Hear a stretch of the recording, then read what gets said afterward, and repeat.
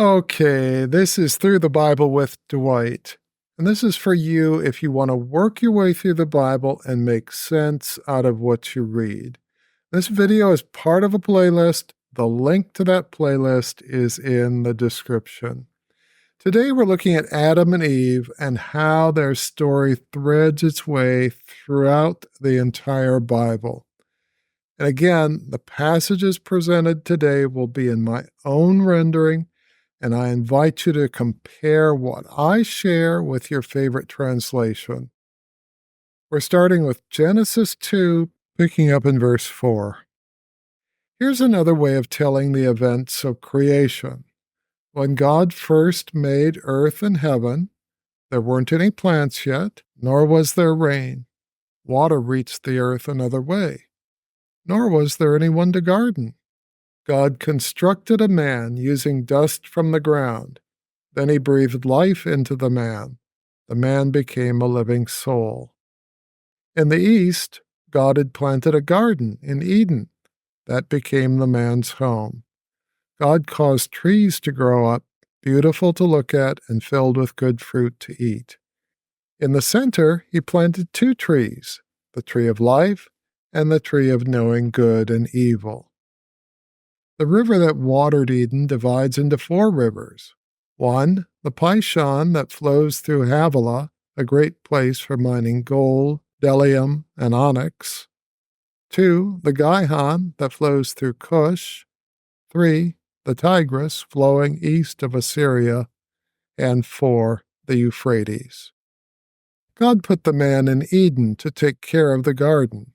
God gave him these orders. You are free to eat from any of the trees except the tree of knowing good and evil. Don't eat from that one. If you do, you die. God said, the man is alone. This isn't good. I will make the right kind of companion for him. Remember that God had formed all the animals and birds. He brought them to the man to find out what names the man would give to each one. God honored the names the man gave to each creature. But among all those creatures, there wasn't a suitable companion for Adam. Then God caused the man to fall into a deep sleep. While he slept, God removed a rib and closed up the surgery, healing the man. God used the rib to create a woman. When the man woke up, God showed the man the woman he had made. The man said, "Wow, taken from me, my bones, my flesh.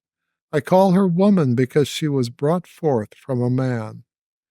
This is why a man leaves his parents and is united to his wife, becoming one in flesh. The man and his wife wore no clothes and felt no shame. Now we move on to Genesis 3, which describes the fall of humanity. A spirit spoke through a creature we'll call the dragon.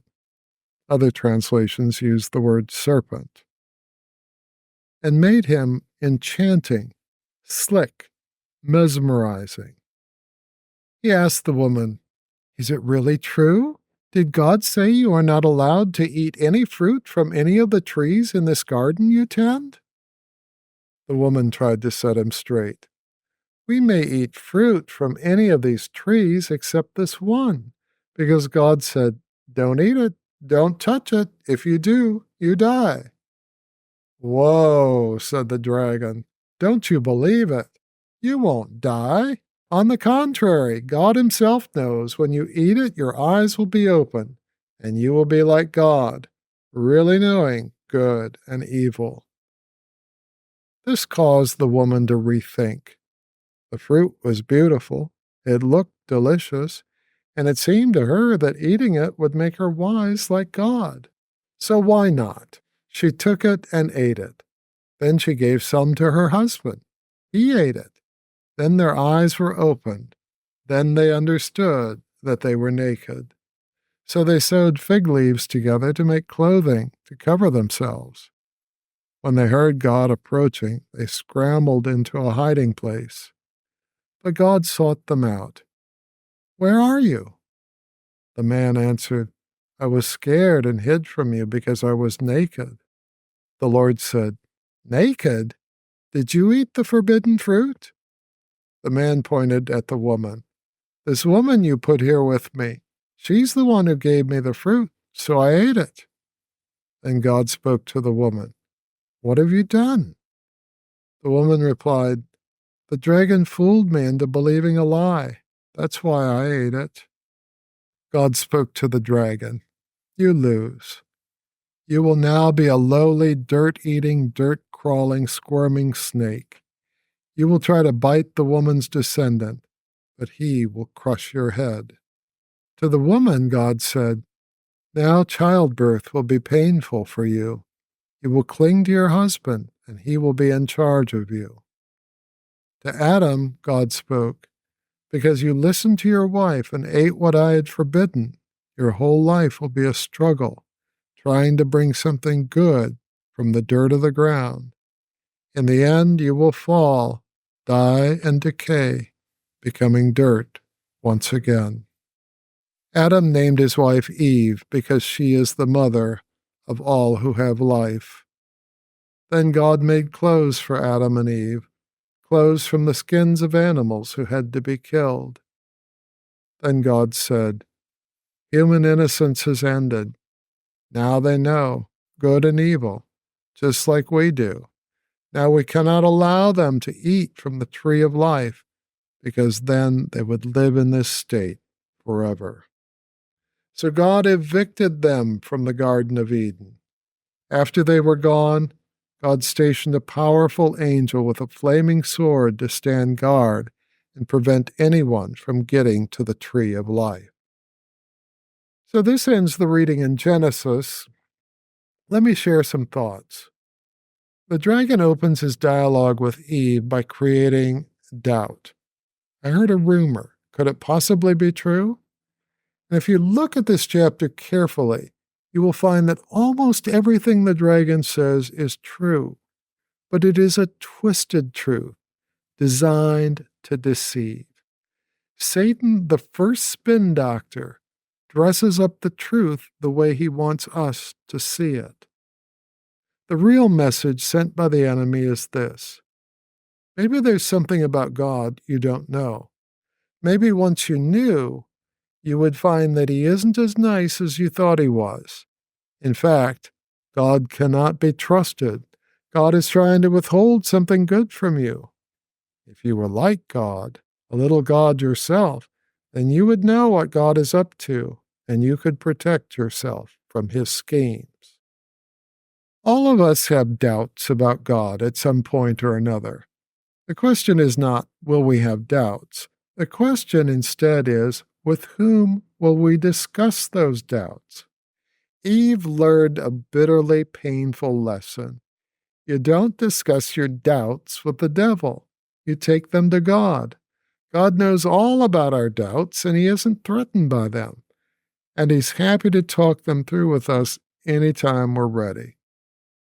And again, another elephant in the room. Did this really happen? Some people are going to point to the dragon, the serpent, the talking snake, and say, "We've never seen an animal talk. They don't have vocal cords that allow them to make human speech. Talking animals is something you find in a child's fairy tale. Therefore, this could not have happened, not literally. So then either A, this is all hogwash, or B, this is a metaphorical tale, a parable, a made-up story meant to illustrate spiritual truth." Here's my response to that. I wasn't there. You weren't there. The only one who can say for sure what happened is God. That said, I would encourage you to be careful what you erase from the Bible. It's arrogant to assume that our life experience somehow defines reality. I mean, how do you go about proving that Satan does not exist, or that he is unable to take the form of an animal, or that he is unable to speak through an animal? I'm not sure how you would prove that, other than to say, I've never seen it happen, and I don't know anybody who has seen it happen. And what kind of proof is that? I mean, it only tells us what we already knew, that our experience is limited. So before you dismiss this as an event that never happened, ask yourself the question, what's possible in a universe with a supernatural God? Anyway, here's another thought from our passage today. Adam and Eve eat the forbidden fruit. God enters the garden. They hide, and God asks the question, where are you? Here we have God's basic question after the fall and humanity's biggest problem. What we bring out into the open before God, God can fix. What we hide in the shadows festers and infects and keeps us unclean. And so much of life is God wooing us out of the shadows, not violating us, but dragging us into the light, but gently awakening us to the truth. Jesus is willing. He will touch us and we will be clean. God knows all the secret corners of our hearts and what we may so much want to hide from Him, He knows about already. Jesus is not here to condemn, but here to restore the sons and daughters of God. Okay, let's skip over Genesis 4, Cain and Abel. We'll come back to that later. And look at chapter 5, which in chart form looks something like this. The chapter starts, here's a chart of the family tree of humanity, the creatures God made, male and female, and modeled after Himself. Adam lives 130 years, then his son Seth is born. He lives another 800 years, has other sons and daughters, and then he dies at age 930. And so on. Of course, looking at the chart, you see an outlier, Enoch. Enoch was 65 years old when Methuselah was born. After Methuselah was born, Enoch walked with God for 300 years. Enoch walked with God. One day he vanished. He walked home with God. So I'll just pause here to share something personal with you. When I was a boy, about 10 years old, my parents bought me Bible story books. And in them, I read this story of Enoch, the man who walked with God. And as a young boy, I was captivated by that story. And I decided that's who I wanted to be, a man who walked with God. So a couple notes on this chart. Western readers tend to have a hard time with genealogies or family trees in the Bible.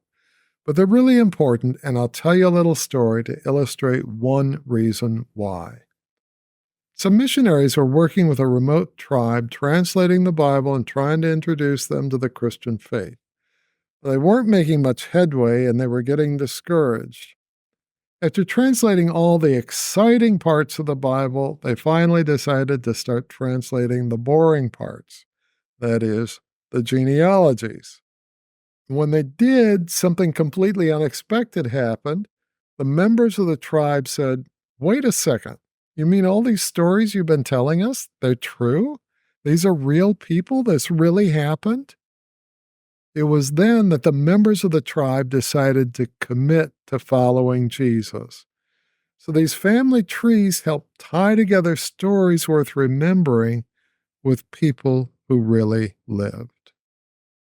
Okay, another elephant in the room. When I was in early elementary school, I said to my teacher, "Wasn't it amazing that people in the Bible lived over 900 years?" Her reply, "Oh, those weren't real years." And yeah, that's what some people think.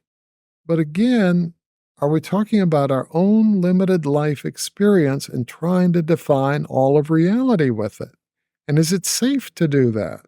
Is it fair to do that? I mean, suppose this was meant to be taken at face value. Here are some reasons that might support these longer lifespans. Humans were originally created to live forever, so, what's 900 years? That's nothing. The gene pool may have been stronger prior to the flood, closer to creation. Some people speculate that prior to the flood, there was a protective canopy surrounding the earth, keeping out life-shortening radiation. Others point to the vegan diet that existed prior to the flood. In any case, if people were regularly living several hundred years and capable of having children for much of that time, then it's easy to see how population and technology could explode over the course of 1,500 years, because every person lived long enough to become an expert in many different disciplines. Another note on this chart, some interpret this passage as meaning there could be several generations between the names listed here, and others say that no generations were skipped on the list. And one final note, I've heard that Methuselah's name means after him it will come. And as I look at this chart, it looks like Noah's flood arrived the year Methuselah died. Okay, on to the rest of the Old Testament. The Old Testament prophet Hosea makes a brief reference to Adam in chapter 6, verse 7. We'll skip over that for today and move on to the New Testament. When we come to the New Testament, we find the family tree of Adam echoed in a place you might not expect. In Luke's Gospel, chapter 3, the Bible traces the ancestry of Jesus all the way back to Adam. As I roll these names on the screen, let me make a couple of comments. First, this family tree is different than the one you'll find in Matthew chapter 1. I've heard a couple of different explanations for that, but the one that makes the most sense to me is that Luke traces Jesus' ancestry through his mother Mary, and Matthew records his ancestry through his adopted father, Joseph. There's two other things that strike me here. One is that Jesus traces his ancestry all the way back to Adam. And for those who think that Adam is not a literal person, this presents a problem. If Adam, Seth, Noah, Enoch, and so on are not real people, but we assume that at least some of the people in this family tree of Jesus were real, literal people, then at what point does the Bible stop telling the truth and start lying? The other thing that jumps out at me in this family tree is this. Adam is described as the son of God. If Adam evolved, then he was born to human or human-like parents. But the text here says that Adam was the son of God. This certainly seems to suggest, at least to me, that he was created directly by God. The early church leader Paul refers to Adam in 3 of his books. Let's start with Romans 5:12 through 19. Adam sinned. The consequence? Sin came into our world, bringing death with it. This death has spread to all people because all have sinned. Adam received a command from God. He disobeyed. He sinned. What about the people from Adam to Moses? Did they have commandments from God like Moses did? Maybe not, and they couldn't be charged under the law, but they still sinned, and they still died. In an upside-down sort of way, Adam foreshadowed Jesus Christ. What seemed like a small sin, Adam's sin, caused big trouble for the human race. But Jesus comes along with an offer to fix our trouble with sin, judgment, condemnation, and death. Jesus brings grace. It expunges our record of sin before God. Adam brought death. Jesus brings life. Through Adam's disobedience, many became sinners. Through Christ's obedience, many are transformed and become righteous.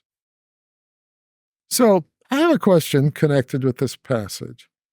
If death entered the world as a result of Adam's sin, then how could Adam be a product of natural selection and survival of the fittest?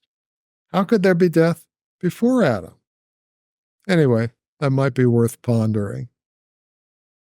In 1 Corinthians 15, the resurrection chapter, Paul continues to compare Adam with Jesus. In verses 21 and 22, Paul writes, "Death came to us through one person, Adam. Overcoming death, resurrection, also comes to us through one person, Jesus. In Adam, all die. In Christ, all are made alive. Picking up in verses 45 through 49, Paul continues, Genesis 2:7 tells us that Adam became a living human being, but the last Adam, Jesus, became a life-giving spirit. First the natural, then the supernatural. The first Adam was formed from the dirt of this earth. The last Adam came from heaven. From the first Adam, we belong to the earth. From the last Adam, we belong to heaven.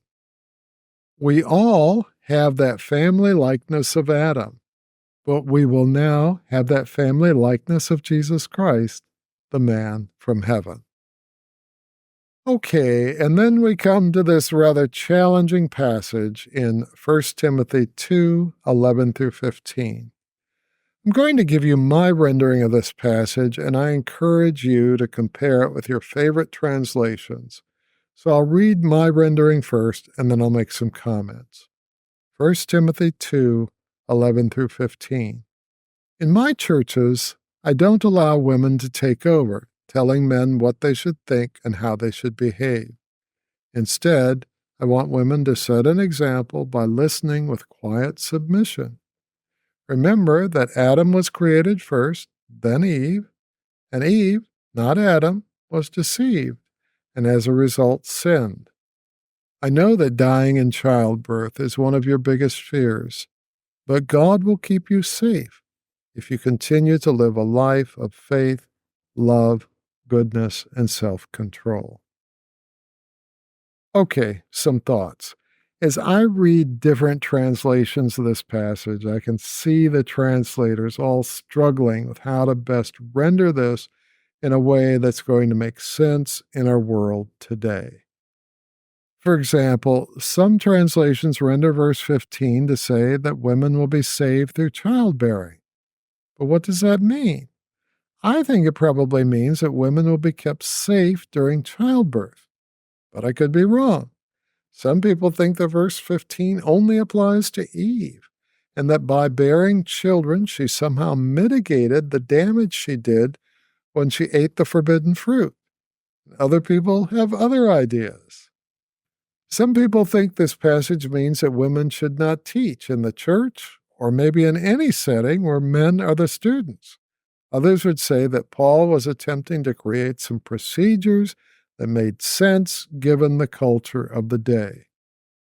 And as for Adam being created first, I'm not really sure what Paul is driving at, to be honest with you, because the pattern of creation was that things kept getting better and better until we reached the very crown of creation, which was woman.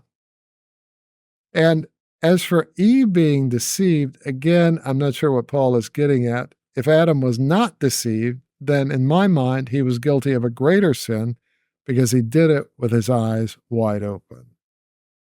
So, yeah, in the Bible, you're going to have passages like this that might have made sense in one culture, but are difficult to comprehend in another.